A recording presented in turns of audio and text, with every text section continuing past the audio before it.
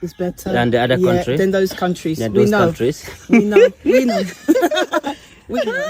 Some people won't understand it. They don't. They will never understand it. Everyone wants to have a good time. You don't hear about nothing negative. Yeah, fights, shootings, or you know, robberies, murders. You don't hear about none of that. Akufo-Addo will give you citizenship. You think so? I'm telling you the truth. Okay. Maybe you can also marry a Ghanaian man, then you know, so that will be easy for you. You want to marry a Ghanaian man? Now remember, if you need those filters, you can come by and get it. And and then I looked at my cousin. I said, "See, they came back again." So a foreigner is saying that Ghana, the peace in Ghana, if you don't take care, will slow you down. And also I have an American who is sharing his culture shock, something that happened at a mall with a Ghanaian, and he still has that American mentality in his mind, and he thinks like that's how everywhere is. And also I have other foreigners sharing their experience visiting and living in Ghana. Don't forget to like, don't forget to subscribe. You don't lose anything by liking or commenting, so just give the video a thumbs up, comment and share. Let's go into the video. One thing that nobody's going to tell you about Ghana is the fact that the peace that we usually associate Ghana with, it can slow you down. Now, when I first moved here, I'm not going to lie to you, this peace that I was, experiencing right here in Ghana felt like a blessing to me. And this is because I didn't have that constant noise, the unnecessary pressure. See, there was no rushing as if my life actually depended on, me rushing. Everything that I felt here in Ghana was calm. Everything, felt peaceful for me. I mean, this calmness I'm talking about, it was like some kind of healing. You get what I'm saying? It was me thinking that at last I could finally breathe. But you know what happened? Somewhere along the line, I started to notice something very, very important. I noticed that life here can get too comfortable for you. And this is because of the calmness, the peace. So the thing is that you could wake up when you want to. Your plans could shift from, tomorrow to next week or even next month. And the thing is that nobody's really chasing you or pursuing you. Nobody's asking you, what is it that you have achieved this week, or, all of those things. Nobody is bothered about what you're building or what you intend to build. Nobody is bothered about your next move. Don't get me wrong, okay? In all of those things, it can feel like a feeling of you being free. But what happens is that along the line, you're going to start to wonder, am I actually growing, or am I just existing right here peacefully? And this is because there is a difference, a very big difference between existing and, you actually doing something. You get what I'm saying? Now, I want you to know that I came here with big dreams of wanting to start something, wanting to build something, of, wanting to have a better life. But after some time, all of those thoughts, they went on a slow movement for me. They were something I wasn't rushing. And this is not because I am lazy or the people of Ghana are lazy. It doesn't mean that they don't have plans, okay? But it's because the environment here doesn't push you the way where I'm coming from is, okay? It allows you to relax. And in the course of relaxing, if you are not careful, you can relax your way into stagnation. Now, don't get me wrong, okay? Don't get me wrong in all of the things that I'm saying. Having that feeling of peace here is beautiful, okay? Most especially when you're thinking about your mental health. It's very amazing. Even when you're thinking about you raising your kids, you want that peace, you want that stability. You get it? You want it because you're healing from stress and chaos. Ghana is going to hold you gently. But when it comes to progress, that is something that you as an individual will have to fight for yourself, okay? And this is because nobody is going to pressure you to become anything better or anything of that, okay?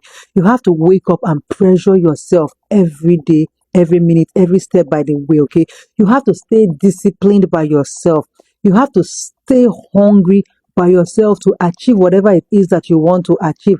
And let me tell you something. It is not easy to do all of that in a place where the calmness is so real, okay? So the question I have now is, if you're coming to Ghana, are you choosing Ghana for peace, or are you ready to build, inside the peace? Are you coming here for that peace, or you already know that there's peace, but you're ready to build inside the peace, okay? Because if you are not intentional, you see that soft life, it can turn you into stagnation. And honestly, this is something that I've had to ask myself one too many times. You get it? I've had to ask myself this question: am I growing or am I comfortable? Okay. I want to talk to you about a culture shock that took my Ghanaian people off guard. All right.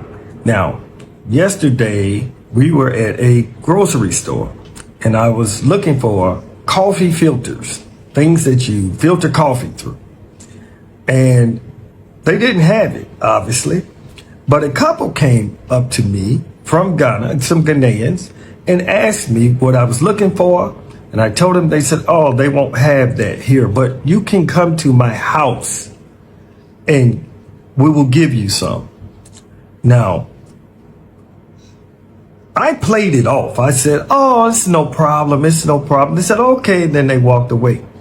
And I looked at my cousin and I said, they're trying to kidnap us. They're going to try to get us to their house and they're going to lock the door, or they're going to try to get us to drink something, poison us, and then we'll be kidnapped. And he said, oh, no, why are you thinking that? I said, because nobody does anything like that, and they don't know me. And I don't even know my way back home. And they know it. So once again, we're still looking, and then the lady comes by and she says goodbye. And, you know, I'm looking at her like, oh, yeah, I know your type. And the husband, and I'm waving goodbye, but I'm saying in my mind, yeah, you trying to do something. And the lady says, now remember, if you need those filters, you can come by and get it. And I'm, And then I looked at my cousin, I said, see, they came back again. So you know these are kidnappers. They're insisting that we come over so that we could be kidnapped. Now, that's odd to think that way, but when you're from a place like where I'm from, it can very well happen to you. But the key point is this. Now, I'm going to draw this back to what your president did at the UN. When he spoke about reparations and the need for justice done upon black people in the world, African Americans, many of us, because of our conditioning, thought the same way, that it couldn't be kindness simply because or out of a good gesture, out of the need. But we think so oftentimes, what are you trying to do to us? Because that's unfortunately how damaged we may be, people. But I want to thank the Ghanaians, still having a good time, not going nowhere yet. All right. 3 reasons why you shouldn't move to Ghana. If you do not like warm weather, don't move to Ghana. It's very hot here, usually in the 80s to 90s, and it's very humid. So if you are somebody who likes cooler weather, maybe just come and visit during the rainy season. Number 2, if you are not a patient, flexible person, Ghana will test you and it will frustrate you and it'll make you want to leave. So if you are somebody who are very specific about the things you like and how you like them, moving to Ghana just may not be for you. And number 3, if you're someone who's moving here and expect to make a lot of money without starting your own business, you're going to be quite disappointed. The average local salary here is a couple $100s a month. So unless you come here with your own business and a plan to make your own money, Ghana ain't the place for you. Someone asked me why Ghana? Why am I buying real estate in Africa? I said, well, because it's a part of my portfolio. It's a part of my net worth. But most importantly, it's a part of my legacy. Legacy? What do you mean legacy? One of the condos that I'm buying in Ghana, it's not for me. It's not for my future spouse whenever I get married. It's not even for my kids. It's for my grandchildren. I have that literally inside of my estate plan. That my wife won't have access to it once I die and I go home to be with the Lord. My kids won't even have access to it. My grandchildren will. And then my prayer is that I'm able to buy another condo that my great-grandchildren, who I will possibly not have the opportunity to meet, but they can tell their daughter, their son, this condo was left to you by your great-great-granddad. That's legacy. I think people love that about Ghana. And obviously our food as well. Dirty December is the best. What makes you love Dirty December? It's so many people coming from all over. Yeah. Americans, Europeans, even Ghanaians from outside that come home once a year. it's just the crowd, and everyone is so happy. Everyone wants to have a good time. You don't hear about nothing negative. Yeah, it's true. Fights, shootings, or, you know, robberies, murders. You don't hear about none of that.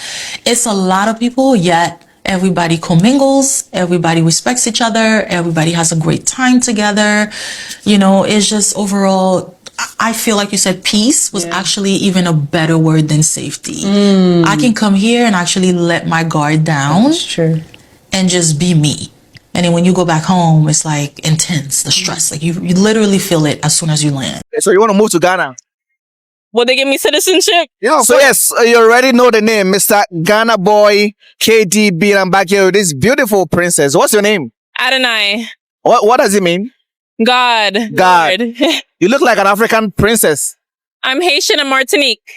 On a scale of 1 to 10, how do you rate yourself? 1,000. Can you tell me 3 things you genuinely love about yourself? I love my height, my smile, my personality. Height, smile, and personality. Yes. If you want to change one thing about your life, what would it be? I would get the hell out of the U.S. You want to live here? Yeah. Where do you want to go to? That's a good question.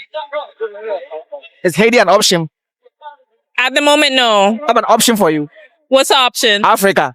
I've heard a lot of people moving to like Ghana and start building over there. A lot of investment properties. So you want to move to Ghana? Will they give me citizenship? Yeah, of course they will. Okujato will give you citizenship. You think so? I'm telling you the truth. Okay. Maybe you can also marry a Ghanaian man, then you know, so that will be easy for you. Do you want to marry a Ghanaian man? I'm gonna give you a Ghanaian man. You are very beautiful. What do you do? Thank you. I'm a model. I'm also a nurse. A model. A quick spin for the camera. A quick spin. There you go. There you go. Okay, all right. If your life was a book, what would the book be called and what would today's chapter be called? What would the book call about my life? Ooh, that's a good question. Yeah, that's a good question. You got me there. Yeah. I don't know. My life is pretty unpredictable. Today's chapter, I don't even know. Maybe a night in Miami. Yeah, a night out in Miami. Yeah. What is the one dream that you refuse to give up on in life? One dream that I refuse to give up on. Yeah. I don't know. I feel like whatever I want, I go after it. And I do not give up until I get what I want. What is the most expensive thing you bought for yourself? Either my house or my car. Oh, you bought a house and a car? Yes. You are too young to own a house and a car. No, I'm not that young. Okay, I'm not going to ask about your age, but you look young. I'm 29. Oh, no, that's not true. Yeah, I'm 29. You look 22. No, I wish. Same thing, different name. Jamaica versus Ghana, part 2. Where Jamaicans call minibus, Ghanaians call tro-tro, and them stop anywhere. Where we call patu, Ghanaians call patu. You understand? But we also call it owl. And the two we afraid of owl. Where Ghanaians call jojo, we call it obia. You understand? And the two we afraid of that too. Now what Ghanaians call Kweku and Nancy, we call Brother and Nancy, and the two of them are trickster, you understand? Last but not least, we have Jamaica time and we have Ghana time. But trust me guys, they're the very same thing. Alright, tell me which one I missed. Big up on yourself. Women use this to protect themselves. Do you have pepper spray? No, we're from the UK. We can't. Well, so you have to soak the maize in alcohol for 24 hours. So that's what they used to cook the spray. So you soak in alcohol, leave it for 24 hours. It becomes active. You sieve it and put it in a bottle. We used to prepare porridge, rice and stew, and jollof rice. We know. Yes. You know, Ghana jollof is not make. I don't understand. It's better than the other country. Than those countries. We know. We know. We know. Some people won't understand it. They don't. They will never understand it's the up problem. to them. Yeah. I won't talk again. Yep. Carry on, brother. Yeah, so the nutmeg serves a sleeping tablet for people who cannot sleep well in the night, insomnia. You have to grate it, add milk and drink. You'll be able to sleep very well. It is good for arthritis, joint pain. You grate it, add common salt, little water, make a paste and rub the joints in the night. It is good for long distance runners, marathon. You put in your tongue, it gives more energy to run. Yeah, so is this one ripe? No, yeah, this is not ripe yet. I mean, it's not fully maturely ripe. I mean, a lot of you all have seen me come back and forth to Ghana. And you ask me, what is it This is part of the reason people, I know you guys felt it when you got off the plane, and what I call the Ghana effect, because I sleep so well in Ghana, is so much peace and so much joy. If you don't get anything else at the end of this trip, you will say you felt peace and you felt joy. So, welcome to Ghana!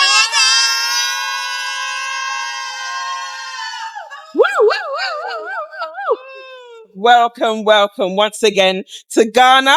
And we want to thank you so much for taking the opportunity to come back home. When I say I want to be a Black woman in every lifetime, I mean it. Because Black women are literally the blueprint, okay? They have the most successful businesses. They're the most educated. They're just out here killing it. And Ghana is no exception to that, y'all. Y'all, I've run into so many successful girlies who are out here starting their businesses and just thriving. And I'm thankful that I'm able to meet so many talented ladies. Oh, and if you're new here, I'm Jam. I'm just a whimsical girl who came to Ghana for a vacation and decided to stay because, you know, I'm doing it for the plot. Character development, if you will. And now I run the Best Life Club, a diaspora women community that focuses on women socializing, connecting, growing, and learning, all in a space that nurtures them, y'all. So y'all, when I first came to Ghana, I was like, the sweets are not hidden. If you know, you know. We come from the US. Look, I'll leave it there. But the longer I stayed, I realized there are some gems here. There are some gems, and Cream Mellow is one of them. I ran into the owner at the ANC Mall location, and she was super, super sweet. She told me that she was opening up another location and that I should come through for the opening. And of course I will. And y'all, I almost didn't even believe her because she looked so young. But listen, that is the norm here in Ghana. The girls are killing it. They have their businesses and they're thriving. But y'all, my family and I tried so many different flavors and we all enjoyed every single one of them. And I tried their cinnamon twist and baby, ooh, was it so good. And it wasn't even heated up. Imagine if it was heated up, y'all. So next time you're craving something sweet and you're in either East Legon or Jowulu, you want to make sure you check them out. And that's not me saying this because it's a sponsor and anything.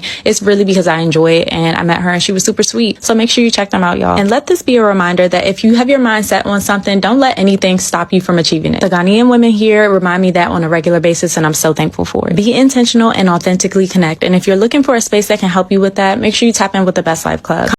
As also a Nigerian living in Ghana, who have witnessed that truly indeed there is peace in this country, that Ghana is very, very peaceful. Now, let me tell you what I learned about this peace and, you know, the taproot of this peace that is in this country. What I learned is that every nation, that the unity and the peace of that country lies in the hands of the citizens. The unity and the peace of that country, of every nation, lies in the hands of the citizen. It is not in the hands of the leaders, and let me tell you the reason why. If a country or if a nation, if the citizens of a country or a nation is not discriminated, like if there is no discrimination or criticize, like tribalistic among them, then it will help them a lot. It will help them because coming to my own country, Nigeria, one of the major problems in Nigeria is that we discriminate too much. We do tribalism. This person is from this side, this person is from this side, this person is from this side, this person is from this side. And these are one of the reasons why Nigeria will never be at peace until everybody sees each other as one. Do you understand me? Until we all see ourselves as brothers, until we see ourselves as one, how like the way it is in Ghana, that is only the time that we can do anything as one people. Do you understand now? Because these are the reason why you see most of the times if Ghanaians are crying, they cry with one voice, and they listen, and the government do what? Listen to them, because the majority carries the what? The vote. But why this one is doing is our turn, this other people are doing is our turn, this other people are doing is our turn. At the end of the day, everything will never be stable because people are not crying with one mind. They are not crying with tribalism. Do you understand? So these are one of the reasons why there is peace in Ghana. Because just watch last election.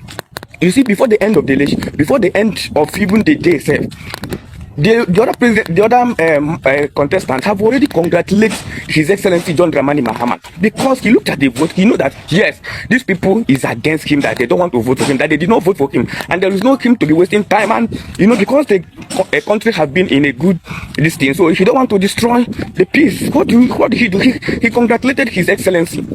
And that is how every nation is supposed to be. And if it is like that, then the coming president or the coming leader who can be able to do what, to do something, because you know that his people love him. But if a country is being discriminated, like if there is a discrimination or tribalism in a country, you know what happens? there will be a conflict, there will be a war, there will be all this kind of insecurity. And if a government came and they started tackling insecurity, tell me how that country is going to be developed.